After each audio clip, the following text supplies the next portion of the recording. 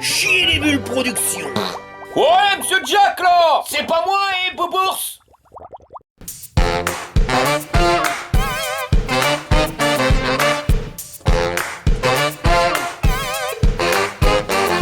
Alors, voilà le carton, comment que c'était que tu vas le recevoir, mon copain? Et c'est livré par UPS, et comme tu peux le voir, il n'y a pas acheteur. À l'intérieur du carton, ça donne ça. Alors au niveau de la fourche, tu vois, super bien emballé avec de la mousse, il n'y a pas de problème. Le vélo, il y a de la mousse un petit peu partout. Par contre, à l'arrière, ouais, bof, ça aurait pu être mieux, hein. Et voilà le biclou quand t'as retiré toutes les protections. Alors en plus, ils nous ont mis un carton, un garde-boue et une selle. Et dans le carton, on a un antivol, la moelle d'air, les clés BTR, la célèbre clé de 15 Zengong, une sonnette, un adaptateur voyage, un axe de roue, le chargeur et la notice en rose beef. Bon allez, on est parti pour le montage et on va commencer par installer le tube de sel. Ensuite, on dévisse les deux vis de la potence, on la met bien droite, ça va toujours mieux, et on resserre le bordel. La potence, si tu regardes bien, elle est réglable en inclinaison, donc de moins 40 à plus 40 degrés. 0, c'est là. Tu dévisses les 4 vis de la plaque de fixation du guidon, tu claques le guidon et tu revisses le bordel. Et quand c'est fini, ça donne ça. On va dévisser le phare, on y claque le garde-boue et on revisse le bordel. Tu retournes le vélo, tu vas au niveau de la fourche et la vis qui sert de protection pour éviter qu'elle soit écrasée, tu l'enlèves. On prend l'axe, alors ça se goupille comme ça, le levier, la rondelle de piste-à-coin, le ressort conique avec le côté le plus gros vers le machin de piste-à-coin, tes lentilles dans l'axe de roue, tu retournes ta roue, tu reprends le ressort conique et tu viens mettre le côté le plus petit côté roue et tu viens visser ton écrou, mais vraiment pas de beaucoup. 3 tours, voilà.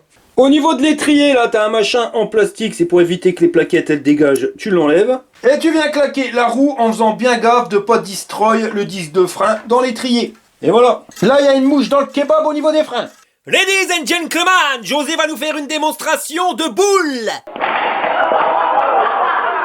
Si tu veux ça, bah clique là. Quand c'est fait, tu vérifies le dérailleur.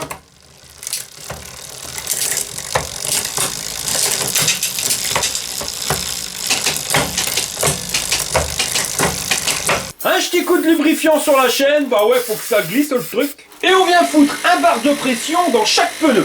Et v'là le biclou quand c'est tic, t'as fini de le monter. Et si tu regardes bien au niveau du câble, tu vois qu'il y a la goupillette. C'est un vélo pliant, je vais te montrer comment que ça se goupille. Déjà, on commence par les pédales. Alors, c'est du plastique. T'appuies dessus. Et voilà, tu les plies. Au niveau du guidon, bah, y a rien. Tu laisses tel quel. Et tu viens ici, au niveau du cadre. Tu vois sur la goupillette, t'as une sécurité pour éviter que ça s'ouvre pendant que tu roules. Tu tires dessus. Voilà, comme ça. Puis après, bah, tu plies le bordel en deux, hein. Y a rien de compliqué là-dedans. Et maintenant, bah, tu vas pouvoir prendre le bus, le métro, tous les transports en commun. Enfin non, je déconne parce que le machin il fait 28 kilos. Donc c'est surtout pour pouvoir le ranger dans ton coffre ou si t'as pas de place à ta maison. Ça prendra nettement moins de place comme ça. Et puis pour la replier, bordel. Ah ouais, 28 kilos, tu descends. Et ben tu fais le même. Ouh. Tu refermes la goupillette. Voilà. Et tu remets les pédales. Bon, t'as vu, c'est plié et déplié en moins de 15 secondes. Alors je te mets les dimensions juste ici, t'as qu'à faire pause. Sinon, j'ai sorti mon mètre pour tout ce qui est pas sur le site. Alors, au niveau du lever de guibole, si tu veux passer ta jambe par ici, t'as 72 cm. Si tu veux le passer au niveau du porte-bagages, 69 cm. Le guidon, on a vu qu'il n'était pas réglable en hauteur, mais si tu mets la position la plus basse, 40 degrés, ça te fait 1,06 m à partir de l'axe du guidon jusqu'au sol. Hein. Toutes les dimensions que je te donne, c'est jusqu'au sol. Et en position la plus haute, t'as 1,10 m.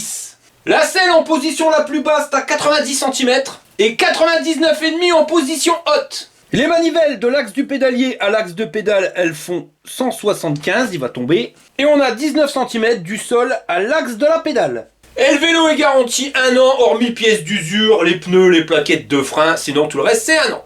Et tu peux l'avoir en 3 couleurs, soit jaune, soit gris, soit bleu. Et la peinture, c'est de la peinture électrostatique, donc normalement c'est plus costaud que la peinture normale. Si tu regardes bien, c'est un cadre en alu avec des grosses soudures de malade, mais vraiment grosses soudures comme on aime bien. Pareil sur la charnière, d'un côté comme de l'autre. Et partout, en fin de compte, tout ce qui a été soudé, tu récupères un truc de malade au niveau des soudures, hein, même les renforts, tu vois, grosse soudure. Regarde la patte de fixation pour l'amortisseur, voilà quoi, ils se sont pas contentés de 2 points de soudure, c'est soudé en haut, sur les côtés et même en bas. Ça, je peux te garantir que ça bouge pas, puis tant mieux, parce que regarde, comme tu le vois, c'est un peu style monobras, t'as pas de retour ici, donc tout tient dans la soudure qui est ici. Mais quand tu vois le machin, tu sais que ça tient. Le cadre, il est suspendu, alors la suspension, elle se fait pas là, mais juste ici, tu vois. Ça, c'est l'axe. On va le trouver là. Et pour amortir, ils nous ont mis un amortisseur hydraulique. Par contre, il n'est pas réglable. Le cadre, il résiste à un poids de 200 kg, donc on peut charger la mule, et c'est pour un pilote entre 1m75 et 1m90. Au niveau du tube de selle, il n'est pas télescopique, mais vu qu'on a un amortisseur hydraulique, ça sert absolument à rien. Par contre, c'est la patte de fixation comme on aime bien, avec une bonne selle bien rembourrée. Ça, normalement, t'as pas mal au cul. Et en plus, elle est quand même vachement large. Donc ça, c'est pas la selle string, si tu veux. Normalement, elle ne finit pas dans ton cul au bout de 20 km. Et tu as 2 coussins d'amortissement ici, pour pouvoir amortir ton cul.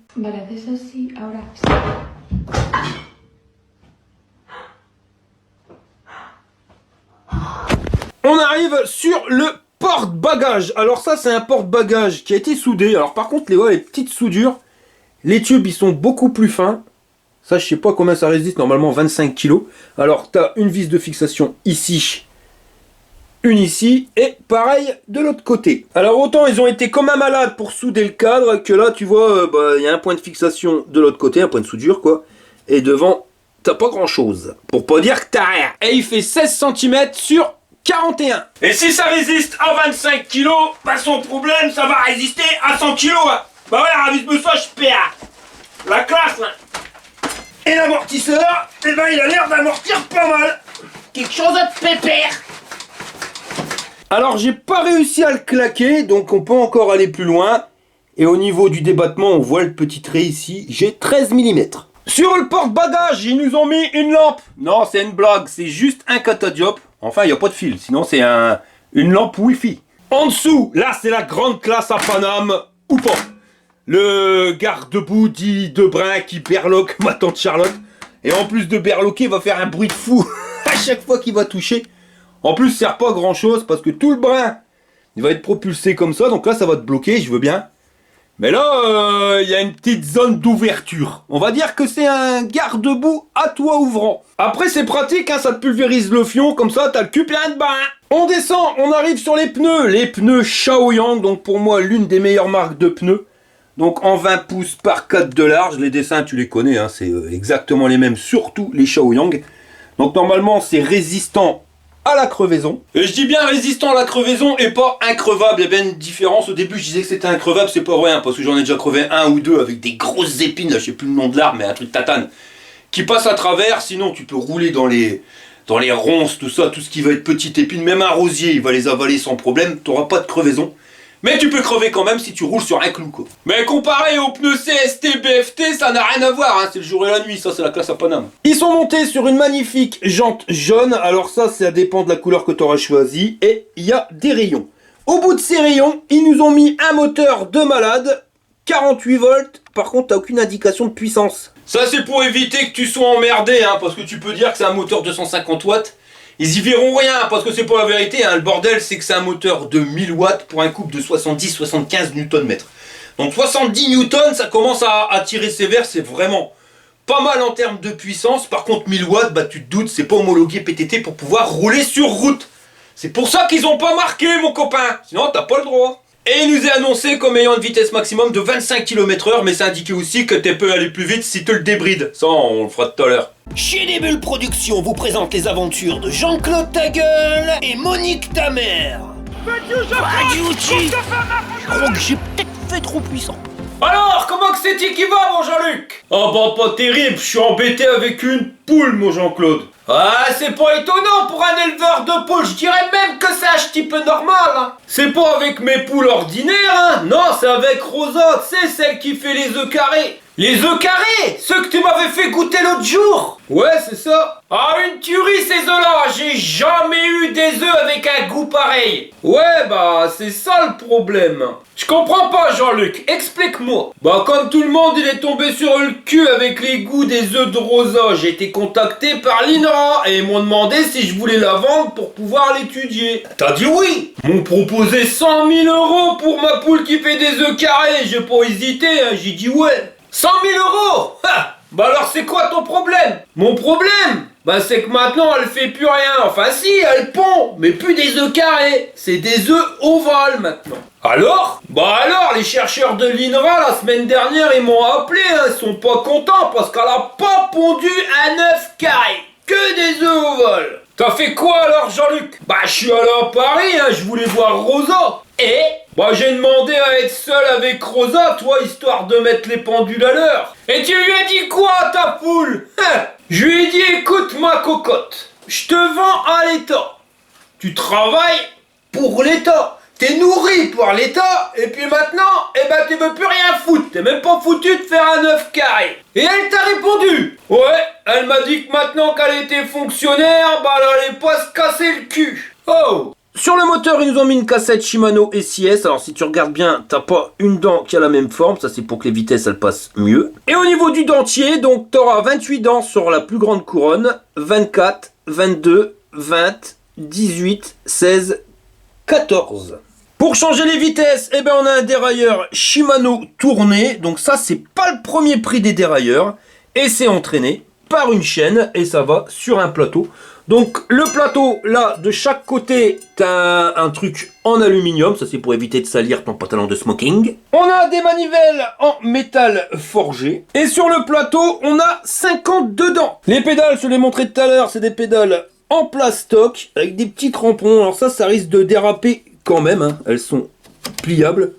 Mais ouais, au niveau de l'accroche de tes godasses, ça doit pas être le top. Ça, on verra pendant le test. Et t'as des catadiopes de chaque côté. Des pédales, alors par contre j'en ai pas parlé, mais c'est vrai que sur la roue, eh ben il n'y a pas de catadiop. On continue, j'en ai pas parlé tout à l'heure, mais la petite patte là, ça c'est quand tu plies le vélo et que tu le poses, c'est pour éviter de le poser sur le pédalier, ça se pose directement sur ta patte de fixation. On arrive au niveau du cadre, alors renforcé de chez renforcé. Là, ça c'est la clé pour pouvoir allumer ton vélo. Si t'as pas la clé, il démarrera pas. Et aussi pour ressortir la batterie de son logement, parce qu'elle est logée ici, la batterie. Et quand tu ouvres ton vélo, tu vois un petit peu mieux. Alors là, les connexions pour pouvoir venir chercher le courant sur la batterie. Ça, derrière, tu auras directement le contrôleur qui sera logé à l'intérieur. Et le vélo, il va se casser la margoulette. Voilà. Bon, au moins, il bougera plus. Et la batterie, les connexions, elles sont ici. Pour l'enlever, tu vois que tu as un pépion de sécurité. Eh ben, il va falloir tourner. Mais ça marche pas. Bah non, parce qu'il faut que tu appuies sur la clé et que tu tournes. Si tu n'appuies pas, ça marche pas. Là, le pépion, il est rentré. T'enlèves ta clé et t'as plus qu'à retirer la batterie. Ici, tu as la prise pour pouvoir mettre ton chargeur. Un fusible. Si tu tournes, bon, on l'a vu, c'est pour la clé. Toi, le pépion, il est sorti. Si tu veux le rentrer, ça marche pas. Il faut vraiment appuyer dessus. Et là, ça fonctionne. Et au cul, nous ont marqué les caractéristiques, donc 48 volts en 17 ampères 5. Donc, tu as l'avantage, soit tu peux l'enlever et la recharger chez toi si ton vélo, il dort, admettons, dans un local à vélo. Sinon, tu peux le recharger aussi directement sur le vélo. Et en termes d'autonomie, ils sont vraiment pas mouillés, les mecs. Ils nous ont donné entre 55 km et 130. Ça dépend si tu fais juste l'accélérateur ou si tu vas pédaler comme un goré pour lui donner un coup de main. Donc, l'autonomie finale, on regardera ça pendant qu'on fait le test. Yeah. Allez, vas-y, José. Ah bah là t'es tout mouillé José, ça te dérange pas? Ah ça a pas l'air. On continue, le passage des câbles, ils l'ont pas fait à l'intérieur du cadre, mais ils passent directement en dessous. On continue, on arrive sur notre fourche, et là c'est une fourche moto. Alors pourquoi moto? Parce que t'as un T de fourche en dessous et un T de fourche au-dessus. C'est la Lankelesi XC. Alors tu peux la bloquer, suffit juste de tourner le machin où c'est marqué compression à fond. Tu peux tourner beaucoup, voilà. Là, tu peux faire ce que tu veux. Ben, elle est bloquée. On pourrait la bloquer peut-être plus. Non, voilà. Là, c'est bloqué à fond. Donc, il y a quand même un petit débattement. Et quand tu visses dans l'autre sens, eh ben, tu vas voir, là, c'est beaucoup plus souple. Et maintenant, ça envoie du steak. Alors, je vais essayer de la claquer. Ah ouais, là, je suis arrivé au fond. Et ce petit élastique qu'ils ont mis là, c'est super pratique. Ça te permet de voir le débattement. Donc, on l'a vu. On a 85 mm quand t'es à fond. Mais c'est pas tout, hein, parce que si jamais elle serait trop dure ou trop souple, tu peux la régler, mon copain. Bah ouais, parce que c'est une fourche AR. Pneumatique. Toi, c'est marqué là, R. Et ben ça, tu viens le dévisser. Et là, regarde, tu récupères un pépion comme les valves pour les voitures, pour gonfler ta roue. Et pour les régler, il va falloir t'équiper de ça. Une petite pompe, pas une pompe à vélo, mais une pompe à air spéciale amortisseur ou fourche. Et elle est capable de monter à 20 bars. Tu visses le bordel dessus, comme ça tu sais la pression exacte. Donc là, on est plus vers 7 bars. Et comme on a vu que je l'avais claqué, hein, qu'on a été jusqu'au bout, et ben on va remettre un peu de pression et je vais monter à 10 bars. Pété pompe. Et voilà, maintenant j'ai mis 10 bars, elle sera plus dure. Bon, on testera tout à l'heure, voir si c'est assez souple, mais je vais quand même partir en balade avec ma pompe pour pouvoir regonfler ou dégonfler au cas où, tu vois. Ça c'est ça, au début c'est assez chiant, tant de trouver exactement la pression qu'il te faut par rapport à ton poids et ton utilisation. Après, une fois que tu as trouvé, ben, le réglage il est fait, ça bouge plus quoi. Peut-être de temps en temps remettre un petit peu d'air. Alors pour continuer sur la fourche, tu vois l'avantage que tu as sur une fourche type moto, c'est que tu as un T en bas, un T au-dessus. Donc ça te permet d'être beaucoup plus costaud et d'éviter de plier ta fourche facilement. Le souci, ben, c'est au niveau des angles de braquage. Il y a ça qui vient taper dans ton cadre. Alors pour pas l'abîmer, ils ont mis des caoutchoucs. Mais ça te réduit quand même l'angle de braquage. Même si ici, ça n'a pas l'air d'être réduit beaucoup. Non, franchement, là, ça passe. Mais on verra pendant le test. Au bout de la fourche, eh ben, on a des jantes à rayons avec des pneus Shaoyang en 20 par 4 de large. C'était remonté un petit peu. Tu vois qu'ils nous ont mis une lumière. Donc ceux-là, ils vont bien. Hein. C'est avec 4 modules. On verra tout à l'heure comment que c'est que ça éclaire. Et au niveau du garde-boue, même fabricant qu'à l'arrière, chez Dubra. Ça c'est bien, hein, c'est histoire de dire qu'ils ont mis un garde-boue, mais je te garantis que ça protège vraiment pas grand-chose, surtout quand tu regardes la hauteur. Bah voilà, tu sais que tu vas envoyer de la flotte plein tes pompes. On continue, on arrive sur notre potence qui est réglable en inclinaison, mais pas en hauteur. Au niveau du guidon, on est sur un truc qui est vachement large, 70,5 cm. Les poignées, j'ai encore jamais eu celle-ci. Alors, on dirait du silicone, caoutchouc, tu vois, mais c'est vraiment assez mou avec le système pour pas te casser le poignet. On a une bonne prise en main, en plus elles sont vraiment pas mal au niveau de la largeur, pile poil même. Les freins, ça c'est les freins hydrauliques Zoom, alors tu mets 3 doigts, tu pourras pas en mettre plus. Ici le bouton de la lumière, le klaxon, les boutons pour le display, notre display qui se trouve ici, on l'allumera tout à l'heure. Le guidon, si tu regardes bien, il a une forme de moustache et il te laisse largement la place pour mettre un téléphone, ici ou ici. Et au niveau du display, t'as pas de port USB. De l'autre côté, le levier Shimano qui va plus que bien, donc de la marque SIS, moi c'est ce que je préfère pour changer les vitesses. Un petite poignée d'accélérateur et toujours notre poignet en silicone assez mou avec le système anti-cassement de poignet. Et les freins hydrauliques Zoom.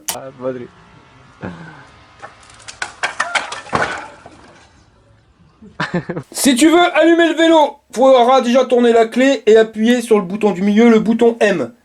Là, ça s'allume. Alors en haut, on a le niveau de batterie sur 10 bâtons. La vitesse en temps réel. Le niveau d'assistance, là on est en 1. Et c'est réglé jusqu'à 5 niveaux d'assistance. Au dos, c'est la distance kilométrique totale. Tu appuies sur M et là tu vas passer au temps depuis quand tu as allumé ton vélo. Et là, tu as le compteur journalier, et si tu appuies sur M, tu reviens à la distance totale. Ici, le klaxon. Et là, c'est pour allumer les lumières. Comme je te l'avais dit, ben, ça flash vraiment pas mal, ça éclaire vachement loin. Par contre, la mouche dans le kebab, mon copain, c'est que t'as pas de lumière à l'arrière, ni de feu stop, ni de lumière. Alors pas de panique, hein, ça vaut moins de 2 € à Action, mais c'est des lumières à pile. Je trouve que pour le prix du vélo, ils auraient pu quand même rajouter au moins une lumière avec un fil. Au mieux, même rajouter un feu stop, mais bon, faut faire avec. Ils nous ont mis une magnifique béquille pour pas dormir dessus, et au niveau du disque de frein, là on est sur une grande taille, on est sur du 180. Les étriers, ben, c'est les étriers Zoom, donc ça c'est de l'hydraulique, pas du frein à câble. Et si tu regardes bien, bah t'as les 2 plaquettes qui avancent. À l'avant, c'est la même chose, donc des disques en diamètre 180, étrier hydraulique Zoom. Alors les freins hydrauliques, ça a l'avantage de freiner nettement mieux que les freins à câble. Par contre, tu vois, bah il va falloir les surveiller. Tous les ans, il va falloir changer l'huile. Et puis de temps en temps, ils risquent de purger. Si t'as une bulle d'air, bah il faut purger. Et pour ça, bah, il faut un kit de purge Esmetebeu, donc je le dis à chaque fois, mais je le reprécise. Ça, tu vas le payer entre 5 et 10 balles sur AliExpress, tu vas être livré en 3 semaines. Tu peux l'avoir sur Amazon, livré en 48 heures, mais tu vas payer 30 balles. Donc quand tu commandes un vélo avec des freins hydrauliques, commande en même temps le kit Esmeutebus sur AliExpress. Sinon, pour revenir sur le freinage, déjà que les freins hydrauliques, ça freine nettement mieux que les freins à câble, mais là on est sur des disques qui ont une taille supérieure à ce qu'on a d'habitude. Là on est sur du 180. Et plus le disque il sera grand, et meilleur sera le freinage. Donc normalement ça va bien piler. Bon bah écoute, je crois qu'on a fait le tour. Avant de recharger le vélo pour pouvoir le tester, je vais te montrer comment que c'est qu'on le débride. T'appuies sur le bouton du milieu M pour pouvoir allumer le display. Voilà, tu le laisses s'allumer. Et maintenant, tu vas appuyer sur plus et moins en même temps. Tu vas arriver dans la programmation. Et avec le bouton M, tu vas aller jusqu'à programme 08. Et là, on voit, donc il est bridé à 40 km/h. Tu peux mettre plus, on verra bien, on va essayer 50. Mais si tu veux être homologué PTT, il faudra mettre à 25. Moi, je vais mettre à 50. Et tu appuies sur plus et moins pour revenir à l'écran d'accueil. Bon bah il nous restera plus qu'à charger. Alors le chargeur, le voilà. On a un cordon d'1,10 m de ta batterie à ton chargeur. Et de ton chargeur à ta prise, ouais, on a 1,10 m.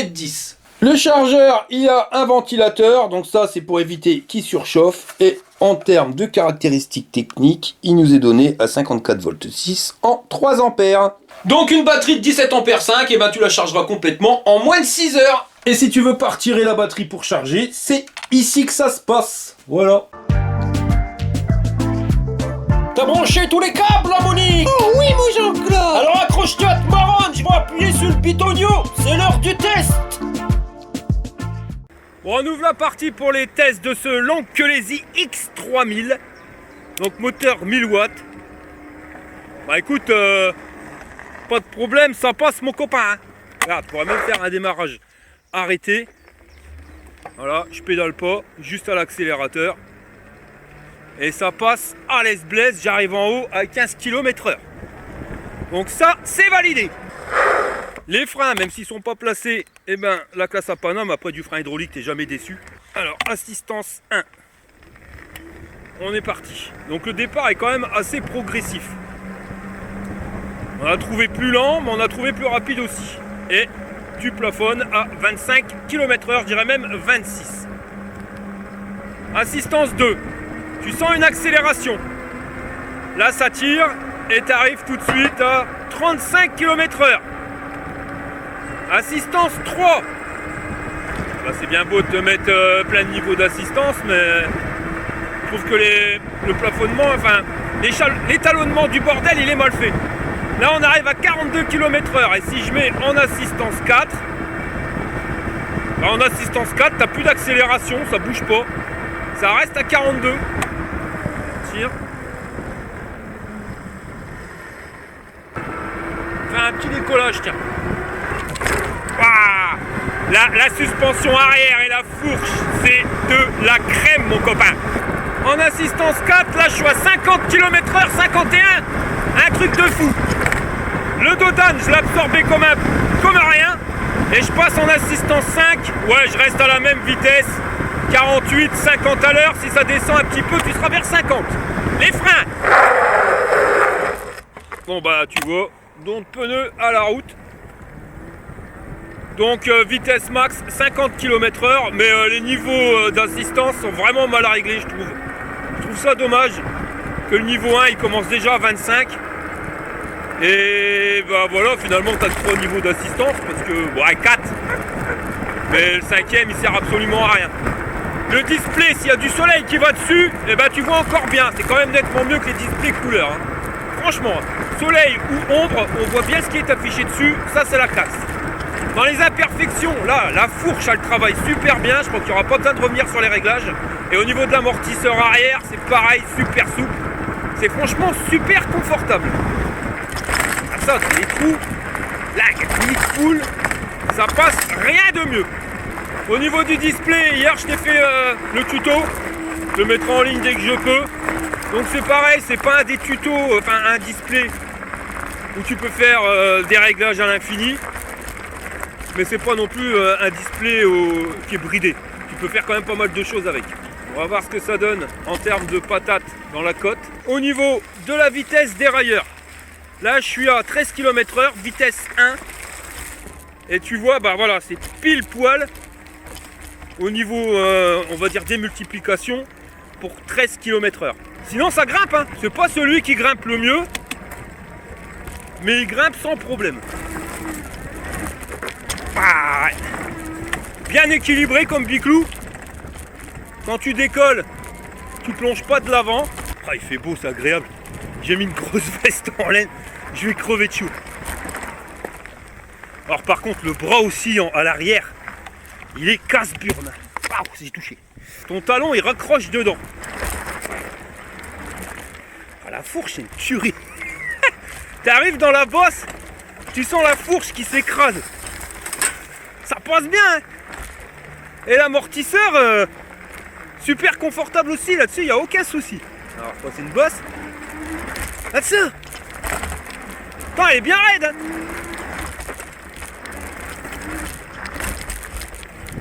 Mais quand tu es sur un terrain avec des grosses bosses comme ça, tu es quand même obligé de pédaler pour donner un coup de main à ton biclou. Parce que tu le ferais qu'à l'accélérateur, ça bloquerait.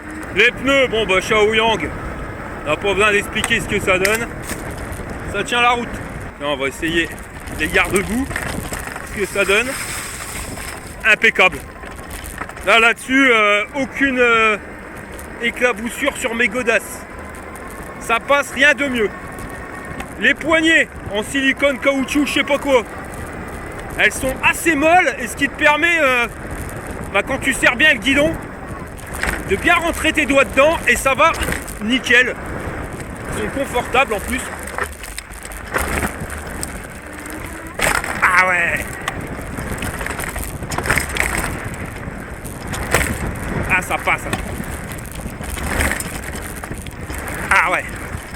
Si, il passe bien. Les suspensions, elles sont vraiment géniales. Je crois que c'est le point fort de ce vélo là. C'est le cadre et ses suspensions. Enfin, le cadre. Bras aussi en arrière, c'est casse-couille avec les godasses. Après, c'est peut-être parce que j'ai mis des Yeezy et que le talon il ressort de beaucoup. Peut-être faut faire ça avec des mocassins. Bon, la côte de la mort, les ronces. Allez, prends ça dans tes dents. Là, je roule dans les ronces, hein. Titre indicatif. Jamais je fais ça avec des pneus CST. Donc, le grand souci, ça va être d'arriver pile poil à 25. Faut maintenir la vitesse. Et alors, là, ça bloque. Allez, on est reparti. À fond les manettes. Je crois que là, j'ai claqué dans la descente l'amortisseur arrière. Je crois que mon poids en arrivant sur le plat, j'ai tout claqué. Mais vraiment, faut y aller fort pour le claquer. Et il bouge bien, il y a un bon débattement. Honnêtement, super confortable. Pourtant, tu vois, on est sur un amortissement direct. On n'est pas avec le système de contrebalancier. Et ça fait même pas l'effet catapulte. Tu vois, quand tu vas dans les trous puis les bosses, tu sens pas ton cul qui se fait éjecter par la selle. On va faire une petite descente tranquille et détendue. En mode détente. 64 km/h. Voilà. Pas dire mieux. 65. On va freiner un peu quand même, on voit pas ce qui arrive. Ah, le grip des pneus, c'est incroyable. La fourche à l'aval, tous les défauts, mes copains. L'amortisseur arrière, pareil. Résultat, tu peux rouler à plus de 60 km/h dans les chemins de terre avec des trous puis des bosses. Et au final, tu sens rien du tout. Tu sens que ça vibre un tout petit peu. Mais c'est vraiment léger. Il est super confortable. Là, le cadre, je te garantis qu'au niveau des suspensions, c'est l'un des meilleurs vélos que j'ai testé. Alors, dans les gros cailloux, là, je pédale plus. J'accélère à fond en assistance 5. Je suis rentré à 25. Et là, tu vois que le bordel, il continue d'accélérer. Pourtant, tu as une belle couche épaisse de cailloux. Hein, tu as les pneus qui sont bien enfoncés dedans. Et quand même, ça passe. Et au niveau des bras, non, pas trop de vibrations. Bon, par contre, tu sens que tu as vite fait de te ramasser, mais ça, c'est l'état de la route qui fait ça. Honnêtement, ça passe bien, quoi. Allez, on va essayer les flaques d'eau à fond les ballons. Première, deuxième. J'en prends quand même dans la tronche. Ouais. Le garde-boue, si tu veux, comme il déborde pas après la fourche, t'en prends dans ta tête. Tu vois ce que je veux dire? Là. Cette partie-là fait que ça t'éclabousse et ça aurait débordé un petit peu, ça aurait été mieux parce que là, tu vois que t'en prends plein la tronche. Le guidon, bien large. Bah pour ce type de conduite et ce type de vélo, c'est la classe. Voilà, tu ne demandes pas mieux. Et le cadre, tu sens que tu as un truc bien rigide aussi, tu vois, c'est pas... Tu sens que le bordel, tu vas pas le plier comme ça. Pourtant, c'est un vélo pliant, hein, mais voilà, tu sens que c'est rigide. Par contre, quand tu es dans les trous et les bosses, ben, tu sens le garde-boue arrière qui vient taper dans le porte-bagages. Tu sens que, bah, comme je te l'ai montré à l'arrêt, hein, ça fait crac crac crac. Alors, pour conduire, pour pédaler avec ce vélo-là, pour pas être embêté, c'est con, mais tu es obligé de mettre ton pied sur la moitié de la pédale. Je sais pas si tu vois là, comme ça. Tu vois? Voilà. Si tu la mets plus près des manivelles, et ben ta godasse elle raccroche. Allez, test bidoule. Départ arrêté dans la bidoule. Pur accélérateur, mon copain, on va tester la puissance du moteur comme ça. Et ben ça passe. Tu sens qu'il en chiffre et du bruit. Tu sens que le bordel il en prend plein la tête. Mais le bordel il passe. Voilà, ça c'est la classe. C'est ça qu'on demande à un vélo, et du moins à un VTT. Si tu veux t'amuser, il doit au moins être comme ça le moulin. Allez, allez, plein milieu de la bidoule, tu vois, jusqu'à hauteur de flanc, et on fait un démarrage là-dedans. Et ben regarde, et je pédale pas. Hein. Voilà, c'est comme si c'était du motocross. Ah non, ça passe.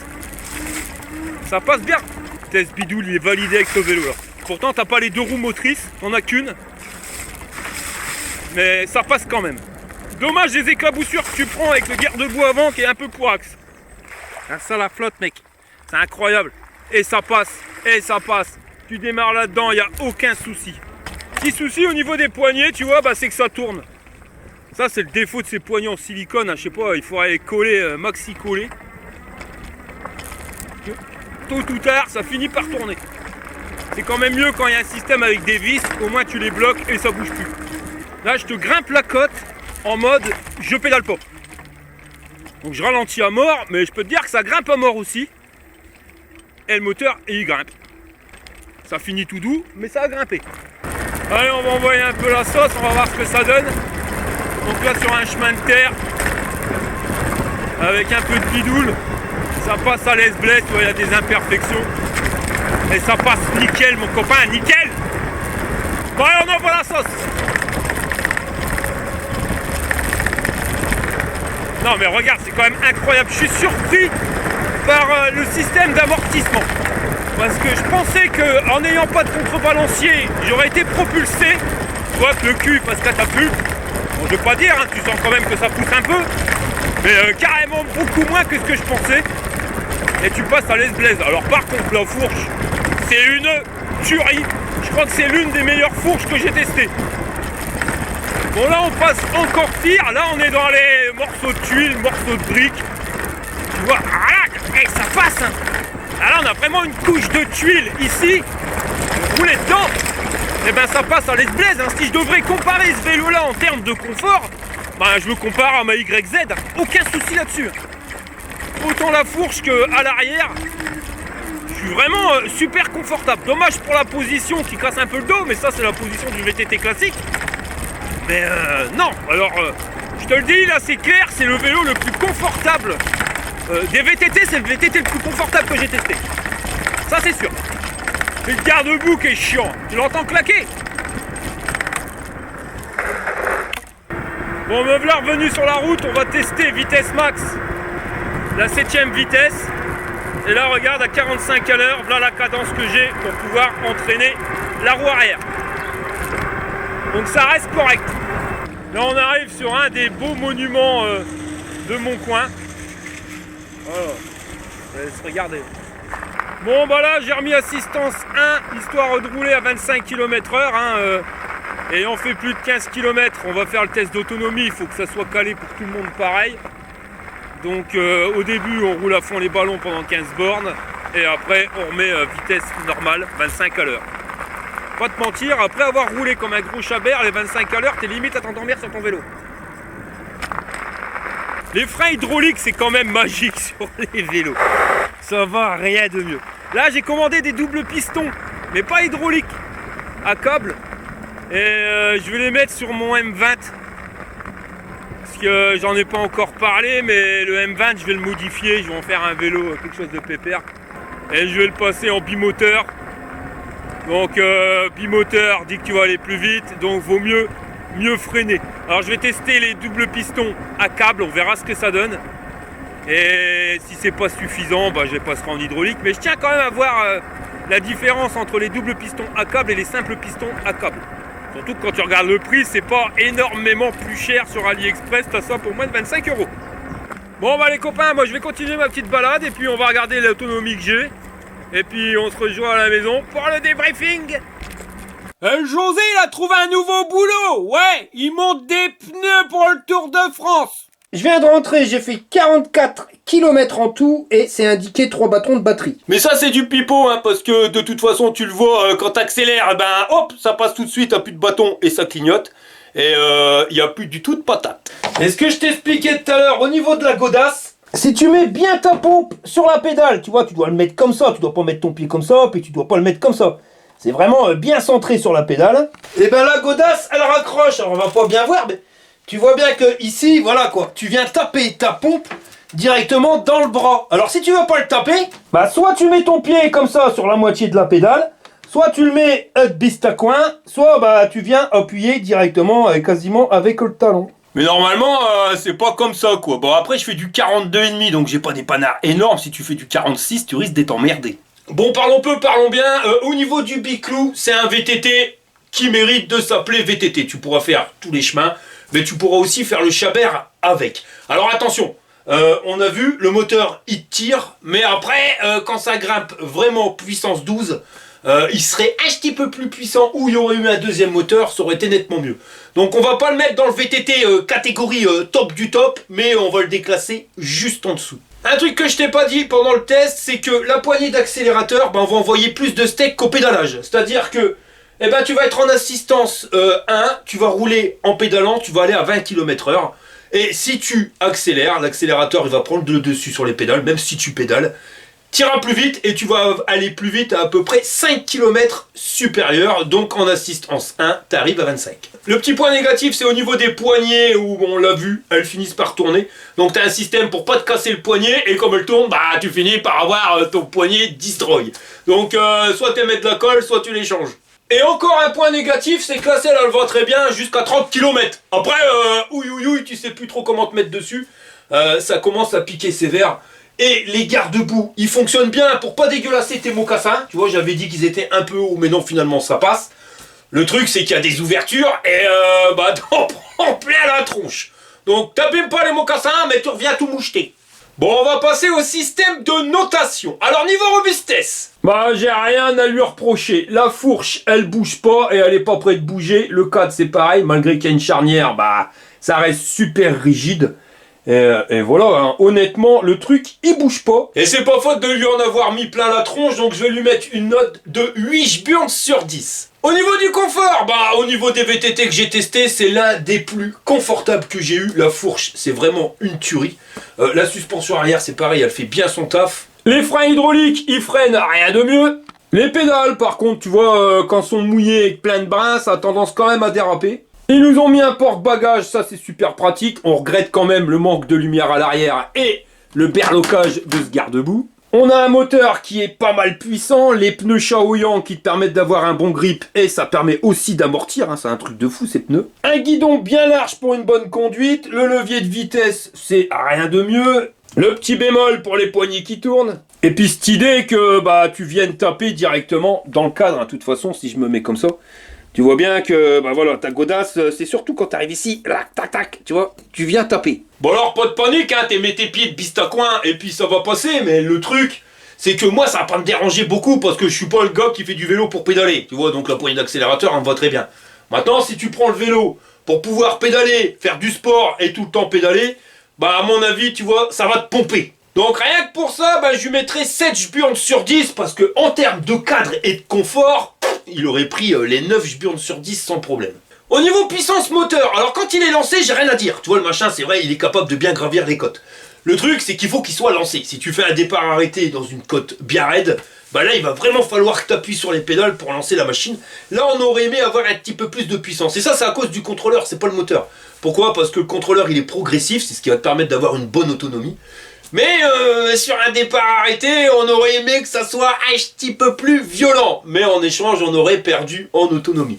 Bon après, pas de panique, hein, dans les displays, tu peux régler le système.